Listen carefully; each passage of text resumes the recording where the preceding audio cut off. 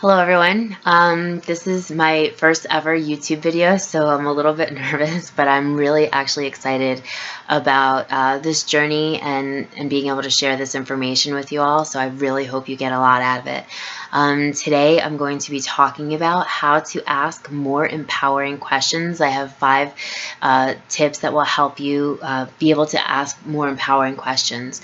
And so the reason this is so important is because when we ask empowering questions, we trigger our mind's ability to solve problems, right? Our mind is constantly creating solutions. It's constantly tapping into more ideas. And when we harness that power and actually give it direction and things to focus on, it's really amazing the solutions that we can come up with. I mean, this is evidenced all throughout history. Basically, every single thing has been, created at one point in time. Someone came up with the idea. So it's really just about being able to tap into our creativity. And if we want to live a life that we truly love living, we need to be able to ask ourselves questions they're beyond what we already know, right? Because if we knew how to live the life we would love living, we would all be doing it right now. So let me just get right into it, right? So I have 5 tips on how to help you ask more empowering questions. So the first tip is put the how on hold. So what I mean by that is when we start looking for solutions, we start asking questions. So one of the things that often comes up is, well, how am I going to do that? Well, how's that going to happen? So right now, for the sake of being able to really tap into the truth of what you want, when you're starting to ask empowered questions, for the moment, put the how on hold. We'll get to the how later. Let's first get clear on what it is that you're trying to generate in your life. So, right, so step 1, put the how on hold. 2, you want to open yourself up to discover what you would truly love. What would you really love? Not what you think is possible or practical or the next logical step, what you think is, according to the economy or your family or your current situation. We also want to just put all that stuff aside. We want to tap into what would you really love? What would you love in your job, your finances, your relationship, whatever, your health? And you want to give yourself permission to just, again, go back to putting the how on hold and tap into, like, what is it truly in your heart that you would love? So the third step is we want to phrase these questions as a towards goal. We want to be moving towards something, not away from something. I'll give you an example. So say you don't like your job. How do I get out of this job? I don't like my job. I want a different job.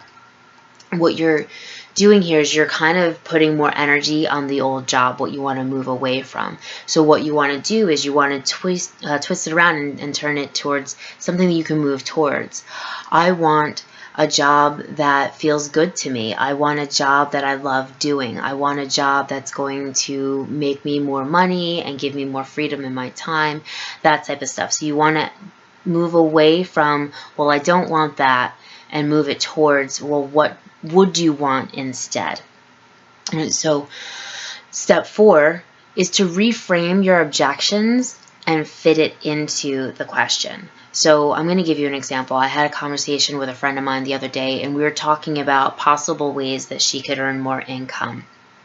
And one of the solutions that she came up was she was babysitting for a friend, and she said I could stop babysitting so that I could spend more time on this business that I'm working on.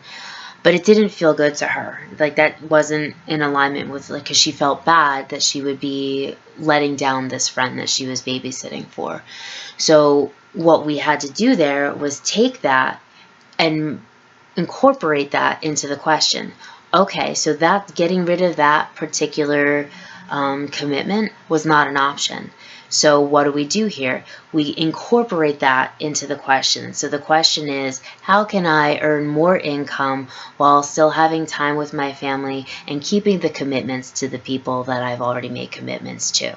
So something that seems like an obstacle is now part of the thing that we're seeking a solution for. And then so step 5 is to get to a place that is just outside of what your brain is capable of coming up with a quick solution to.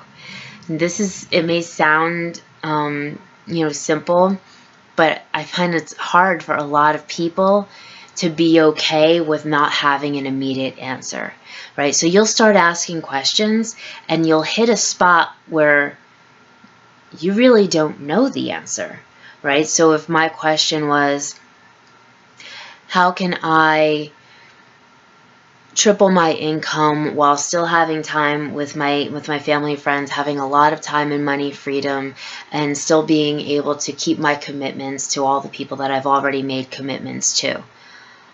I don't know. That seems like a lot. That seems like a tall order. It's right on the outside of anything I have a quick solution to. So this is a really good place to be, because what's happening is now your brain is activated into seeking answers that are beyond what you currently know. This is outside your realm of current solution. So it's going to trigger your creative sensors to try and find a solution that's bigger. So by allowing yourself to stay in that place, your mind will start mulling this over in a way that it's going to eventually come up with a bigger solution. So those are the 5 steps, or 5 tips to asking bigger questions. 1 is to put the how on hold. 2, focus on what you would actually love. 3, phrase it so it's something that you're moving towards, not something that you're moving away from. 4, reframe any objections that you might have so that they fit into the framework of the question. And 5, get comfortable in the space just beyond what you can come up with a quick solution to. And this is the realm where your brain is really going to start working for you and coming up with some creative solutions. So that's all I got for you today. I hope it was helpful. If you liked it, loved it, share it, subscribe, leave a comment. I'd love to hear some feedback, and have a wonderful day.